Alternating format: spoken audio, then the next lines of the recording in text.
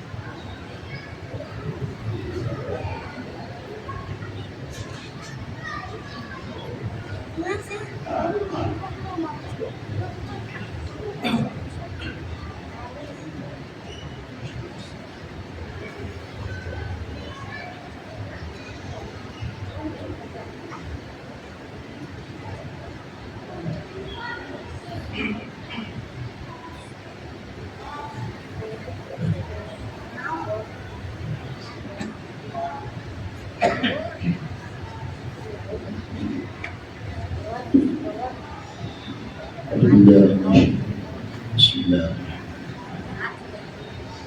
Inna Allah wa malaikatahu yusalluna 'alan nabi. Ya ayyuhalladzina amanu sallu 'alaihi wa sallimu taslima.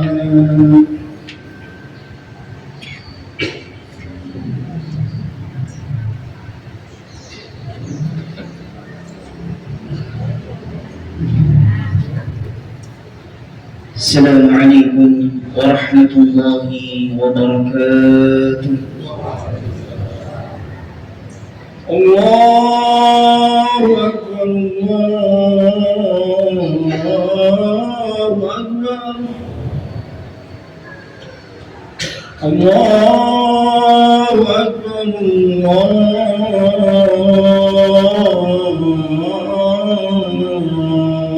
Akbar. أشهد أن لا إله إلا الله. أشهد أن لا إله إلا الله.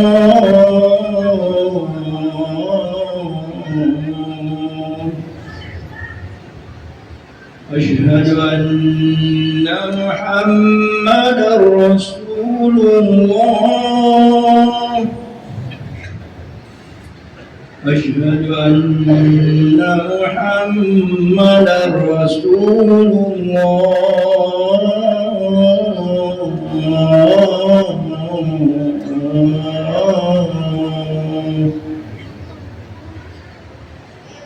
حي على الصلاة،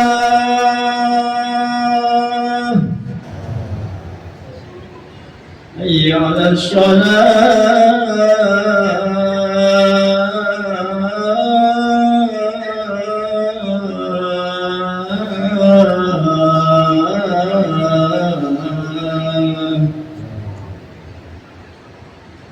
حي على الفلاح،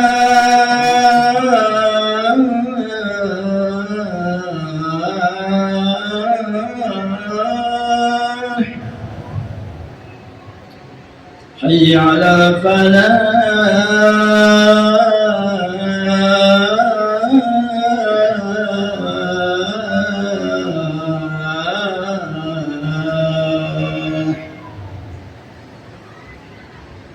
الله أكبر الله أكبر لا إله إلا الله.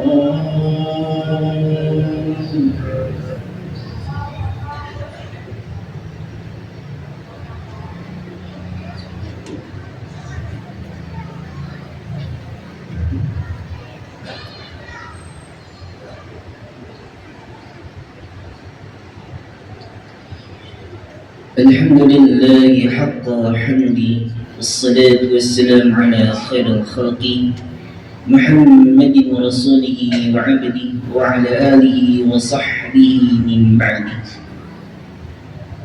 أشهد أن لا إله إلا الله وأشهد أن محمدا عبده ورسوله ولا نبي بعده ورسوله. اللهم صل وسلم على سيدنا محمد وعلى آل سيدنا محمد. فيا أحباب الله ويا أحباب رسول الله صلى الله عليه وسلم اتقوا الله حق تقاته ولا تموتن إلا وأنتم مسلمون. كما قال الله تعالى في كتابه الكريم: أعوذ بالله من الشيطان الرجيم. يا أيها الذين آمنوا اتقوا الله وقولوا قولا سديدا يصلح لكم أعمالكم ويغفر لكم ذنوبكم ومن يطع الله ورسوله فقد فاز فوزا عظيما. Alhamdulillah, atas segala nikmat karunia anugerah yang Allah limpahkan kepada kita semua. Allah memberikan kesehatan jasmani dan rohani sehingga Allah memperkenankan kita memasuki dan merasakan tahun baru hijrah atau tahun baru hijriah, tepatnya 1448. Ma'asyiral muslimin wa zumratas sholihin rahimakumullah. Ketika masuk bulan Muharram, maka kita diingatkan satu kata besar, yaitu kata hijrah. Hijrahnya Nabi Muhammad SAW diiringi dengan para sahabat dari kota Makkah Al-Mukarramah menuju kota Madinatul Munawwarah, berjarak 40 km yang harus ditempuh dengan kendaraan yang dapat kita gambarkan dan dapat kita ketahui. Namun hijrahnya Nabi Muhammad, perjalanan Nabi Muhammad bukan hanya sekedar jarak, bukan hanya sekedar waktu, namun hijrahnya Nabi Muhammad pindah dari tekanan berubah menjadi kebebasan, perpecahan berubah menjadi persatuan, dan lemah berubah menjadi kuat. Maka Rasulullah SAW memberikan satu informasi, memberikan satu kunci rumusan kepada kita, hijrah, yang dimana rumusan ini berlaku sampai hari kiamat. Apa ungkapan dari Nabi Muhammad? Wal muhajiru, dan adapun orang yang disebut dengan hijrah, man hajara, siapa orang yang meninggalkan ma nahallahu anhu, apa larangan dari Allah Subhanahu wa ta'ala. Artinya hijrah ini adalah soal perubahan hidup, pindah dari buruk berubah menjadi baik, sempit berubah menjadi lapang, dan satu hal yang merugikan berubah menjadi hal yang memberikan manfaat. Maka pada kesempatan khutbah yang mulia ini, pada hari yang berbahagia ini, ada dua medan hijrah yang sangat kita perlukan atau kita butuhkan dalam kehidupan sehari-hari. Yang pertama, hijrah dari mental mengeluh berubah menjadi mental bersyukur dan ikhtiar. Kita hari ini merasakan harga pangan semakin naik, nilai rupiah mulai menurun, dan problematika di dalam kehidupan kita silih berganti. Padahal Allah Subhanahu wa ta'ala memberikan satu kunci dalam menyelesaikannya. Dalam Quran surat Ar-Ra'd ayat 11, apa kata Allah? Innallaha, sesungguhnya Allah, la yughayyiru ma biqaumin, tidak mengubah satu kaum hatta sampai yughayyiru ma bi anfusihim, mereka mengubah diri mereka sendiri. Ma'asyiral muslimin wa zumratas salihin rahimakumullah. Mengutip perkataan Ibnu Qayyim di dalam kitab Darisus Salikin, beliau mengatakan al-'abdu baina as-sabri wasyukri, hidupnya seorang hamba itu di antara sabar dan syukur. Kita meyakini bahwa Allah mengatakan di dalam Quran surat Al-Baqarah ayat 152, Allah mengatakan innallaha ma'as sabirin, sesungguhnya Allah bersama orang-orang yang sabar. Ketika mendapatkan satu persoalan, ketika mendapatkan satu ujian, maka ia meyakini mustahil ketika ada seorang hamba yang taat kepada Allah, Allah meninggalkan umat itu, Allah meninggalkan hamba tersebut dalam keadaan kesulitan, melainkan diberikan solusi jalan keluar yang terbaik menurut Allah Subhanahu wa ta'ala. Kemudian syukri, hamba ini ketika mendapatkan nikmat dari Allah Subhanahu wa ta'ala, baik berupa materi, jabatan dan lain sebagainya, ia meyakini bahwa ini adalah nikmat dari Allah Subhanahu wa ta'ala, maka ia gunakan untuk taatillah, berada pada ketaatan Allah Subhanahu wa ta'ala dengan mensyukurinya. Ia meyakini dalam Quran surat Ibrahim ayat 7, la in syakartum la azidannakum. Para mufassirin, ulama-ulama tafsir meyakini bahwa nikmat-nikmat yang kita syukuri maka akan mendatangkan nikmat yang begitu banyak yang tidak kita kira dan datangnya di tempat yang kita tidak sangka-sangka. Allahu akbar, masya Allah. Maka beruntung dan nikmatnya menjadi hamba Allah dan menjadi umat Rasulullah sallallahu alaihi wasallam. Kemudian hijrah yang kedua, yaitu hijrah dari individualisme berubah menjadi simpatisme. Hijrah Nabi dulu berhasil karena kaum Ansar dan kaum Muhajirin saling berkolaborasi dan saling mengisi. Ketika ada yang belum memiliki harta, maka yang memiliki harta membaginya. Tatkala ada saudaranya yang belum mendapatkan tempat tinggal, maka saudaranya yang sudah memiliki memberikan tempat tinggal. Inilah yang disebut dengan wa ta'awanu 'alal birri wat taqwa. Perlu kita ingat, wahai saudaraku, ujian kita hari ini adalah hidup dalam masing-masing. Yang memiliki harta membiarkan kepada orang yang tidak memiliki harta. Yang kenyang membiarkan kepada orang yang sedang lapar. Dan orang yang berbahagia tidak peduli terhadap saudaranya yang sedang sedih.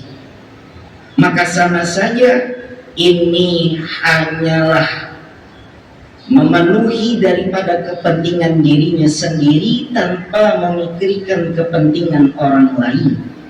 Padahal Nabi Muhammad sallallahu alaihi wasallam mengatakan di dalam hadisnya, la yu'minu ahadukum, tidaklah distatuskan dia seorang mukmin sampai kapan? Hatta yuhibbu li akhi, sampai ia mencintai saudaranya, memperhatikan saudaranya, ma yuhibbu li nafsi, sebagaimana ia mencintai dan memperhatikan dirinya sendiri.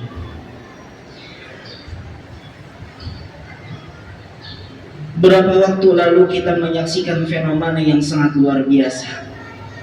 Kesedihan yang dialami oleh saudara kita. Hutan dirusak bukan karena perbuatan orang hutan, melainkan karena perbuatan orang ahli kehutanan. Lautan dirusak bukan karena penduduk lautan, melainkan lautan dirusak karena orang ahli kelautan. Begitu pula hari ini kita merasakan mulainya perpecahan antara umat Islam karena perbedaan. baik perbedaan madhab, baik perbedaan manhaj, baik perbedaan guru, sehingga terjadinya perpecahan di antara umat Islam yang sangat disayangkan. Mereka menggunakan nas Al-Quran, mereka menggunakan nas hadis, mereka menggunakan firman Allah untuk memecahkan hamba Allah, mereka menggunakan hadis Rasulullah untuk memecahkan umat Rasulullah. Apakah kita tidak malu ketika menghadap Allah Subhanahu wa Ta'ala, menggunakan nas Al-Quran, menggunakan nas hadis, sehingga dengan nas Al-Quran dan hadis ini justru memecahkan umat Islam? Padahal dikatakan dalam satu ungkapan ulama, ikhtilaful ulama rahmah, perbedaan antara ulama itu adalah rahmah. Bahkan Nabi mengatakan al-mu'minu mu'min lil mu'mini, dengan mukmin yang lainnya kalbunyan, diilustrasikan, digambarkan seperti bangunan, yashuddu ba'duhum ba'da, menguatkan satu sama lain, bukan menghardik, bukan memecah belah, bukan mengintimidasi, bukan menyalahkan. Mereka semua beribadah kepada Allah Subhanahu wa Ta'ala selama masih tauhid, selama masih menjalankan sunnah, selama masih mengatakan la ilaha illallah Muhammadur Rasulullah sallallahu alaihi wasallam, maka dia adalah saudara kita. Saya teringat, khatib teringat dalam ungkapan guru kami di dalam pondok pesantren. Beliau mengajarkan bahasa Arab daripada satu saudara laki-laki, satu ikhwan, perempuan akhwat, ukhti. Jamak daripada akhi itu adalah ikhwan, jamak daripada ukhti adalah akhwat. Karena memiliki visi misi yang sama, memiliki tujuan yang sama, metodologinya sama, tujuannya sama, maka bergabung menjadi ukhuwah. Ukhuwah terbagi menjadi tiga. Berdasarkan sesama manusia disebut dengan ukhuwah basyariyah, persaudaraan manusia. Berdasarkan sesama negara, sesama daerah disebut dengan ukhuwah wataniyah. Dan yang ketiga, berdasarkan nilai-nilai Islam disebut dengan ukhuwah islamiyah. Maka pada kesimpulan khutbah kali ini, yang pertama, mari sama-sama kita hijrah dari mental mengeluh, berubah menjadi mental senantiasa bersyukur dan berikhtiar kepada Allah Subhanahu wa Ta'ala. Kemudian yang kedua, kita sama-sama hijrah, berubah sifat kita dari sifat individualisme berubah menjadi sifat simpatisme, peduli dengan saudara kita. Ingat, ketika kita meninggal, siapakah yang akan memandikan kita? Siapakah yang akan mengkafani kita? Siapakah nanti akan mensolati kita? Siapakah nanti akan mengusungkan kita? Siapakah nanti akan menguburkan kita? Kalau bukan tetangga kita dan saudara kita. Ma'asyiral muslimin wa zumratas sholihin rahimakumullah.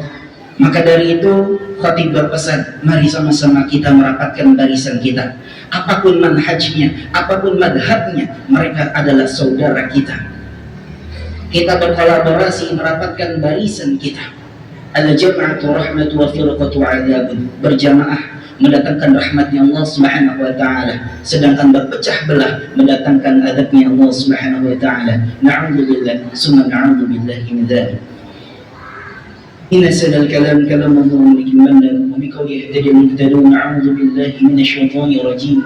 بسم الله الرحمن الرحيم. والعصر إن الإنسان لفي خسر إلا الذين آمنوا وعملوا الصالحات وتواصوا بالحق وتواصوا بالصبر. بارك الله لي ولكم في القرآن العظيم ونفعني وإياكم بما فيه من الآيات والذكر الحكيم. أقول قولي هذا أستغفر لي ولكم ولسائر المسلمين والمسلمات والمؤمنين والمؤمنات فاستغفروا إنه هو الغفور الرحيم. اللهم صل على سيدنا محمد وعلى آل سيدنا محمد.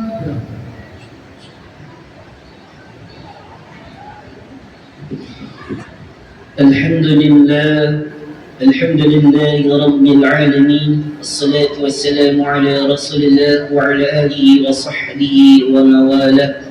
أشهد أن لا إله إلا الله وحده لا شريك له وأشهد أن محمدا عبده ورسوله.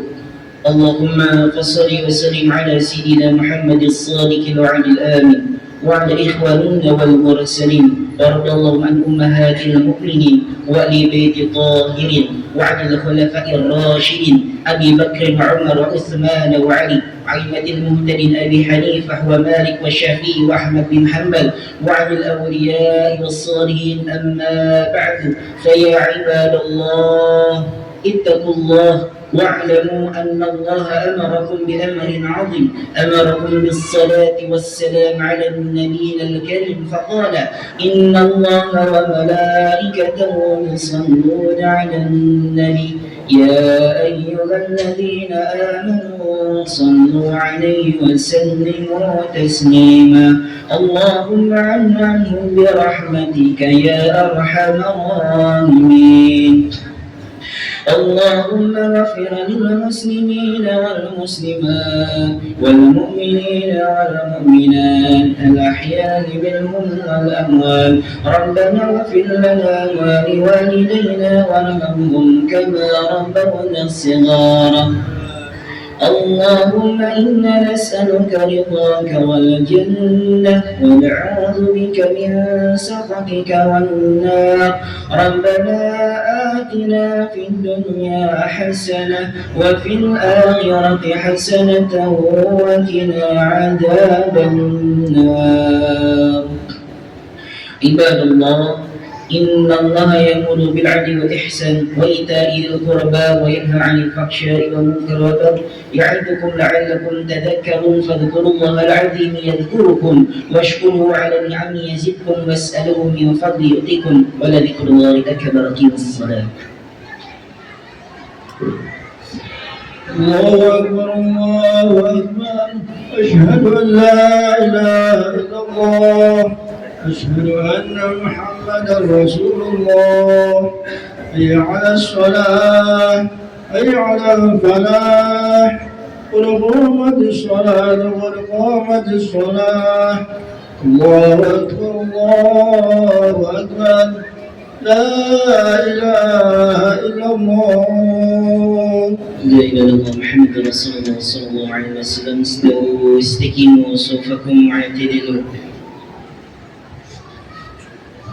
الصلاة جامعة رحمكم الله. أعوذ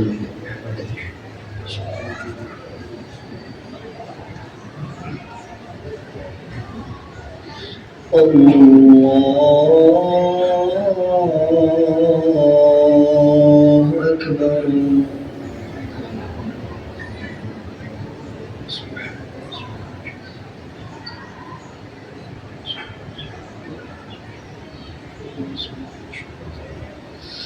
بسم الله الرحمن الرحيم.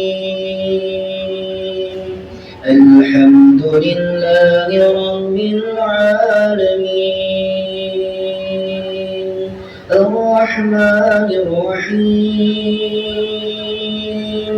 مالك يوم الدين. إياك نعبد وإياك نستعين. اهدنا الصراط المستقيم، صراط الذين أنعمت عليهم غير المغضوب عليهم ولا الضالين.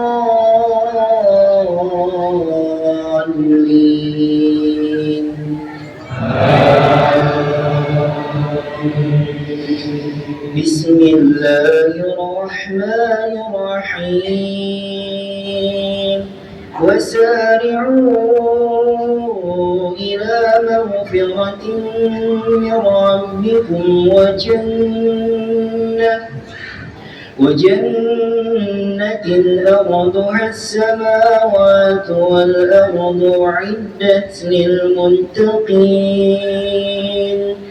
الذين ينفقون في السراء والضراء والكاظمين الغيظ والعافين عن الناس والله يحب المحسنين. والذين إذا فعلوا فاحشة أو ظلموا أنفسهم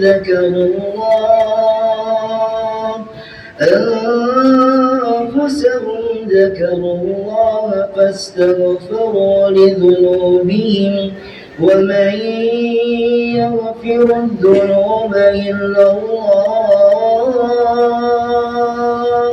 ولم يسروا على ما فعلوا وهم يعلمون أولئك جزاؤهم مغفرة من ربهم وجنات تجري من تحتها الأنهار خالدين فيها ونعم أجر العاملين. الله أكبر.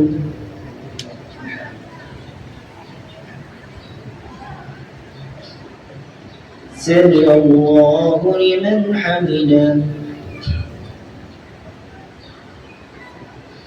الله أكبر.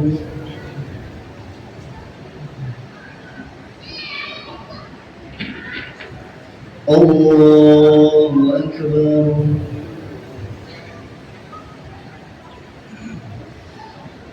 الله أكبر.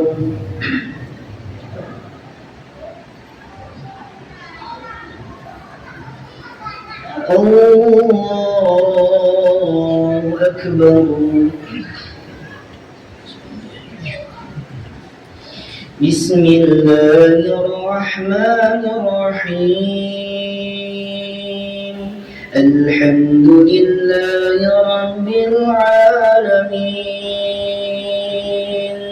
الرحمن الرحيم مالك يوم الدين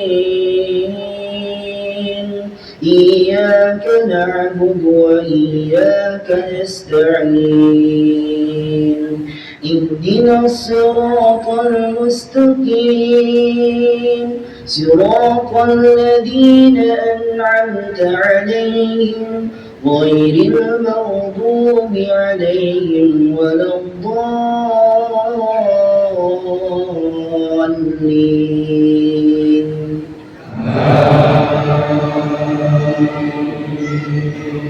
بسم الله الرحمن الرحيم.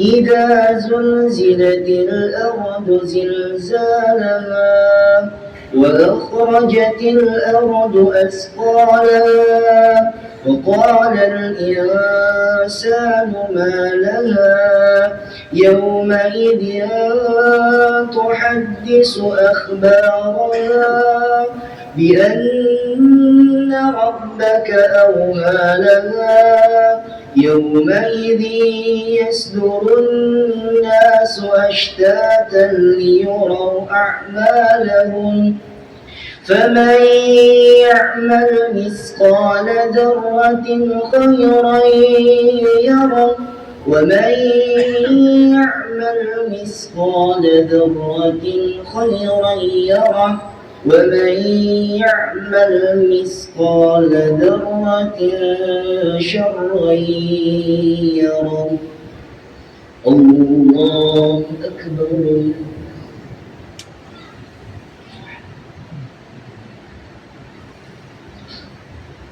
سمع الله لمن حمده.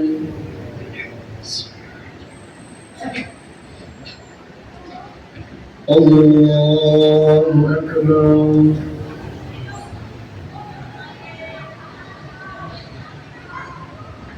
الله أكبر.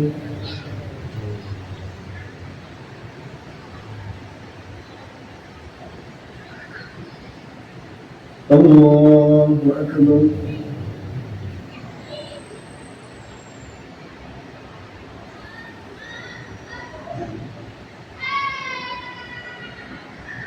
الله أكبر.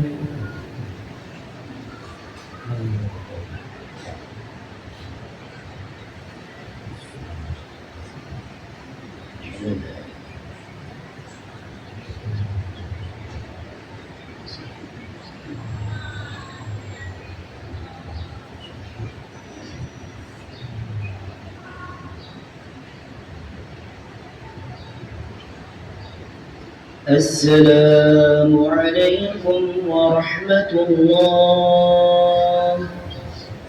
السلام عليكم ورحمة الله.